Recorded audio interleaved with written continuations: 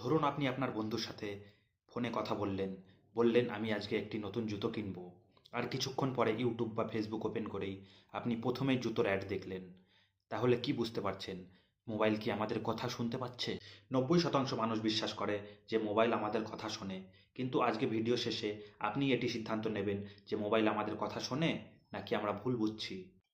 প্রথম সত্যটা জানুন, আমরা নিজেই মোবাইলকে অনুমতি দিই। আমরা যখন কোনো নতুন অ্যাপ ইনস্টল করি তখন সে জিজ্ঞাসা করে, আপনি কি মাইক্রোফোন অ্যাক্সেস দেবেন? আমরা বিষয়টাকে ভালোভাবে না পড়েই অ্যালাউ চেপে দিই।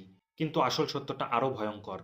মোবাইল সবসময় কথা শোনে না, কিন্তু আপনার করা সার্চ, আপনার দেখা ভিডিও, আপনার করা লাইক এবং আপনার লোকেশন মিলিয়ে এআই আপনার মাথার চিন্তাভাবনাও ট্র্যাক করতে পারে। মানে এআই আপনার মাথার চিন্তাভাবনাও আন্দাজ করতে পারে।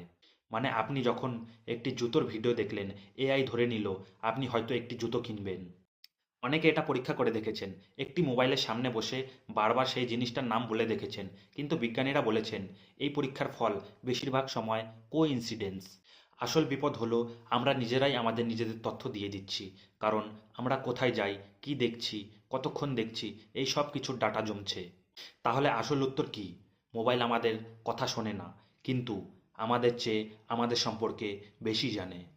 আপনার কি মনে হয়? কমেন্টে লিখুন, মোবাইল কথা শোনে না এআই বুদ্ধিমান?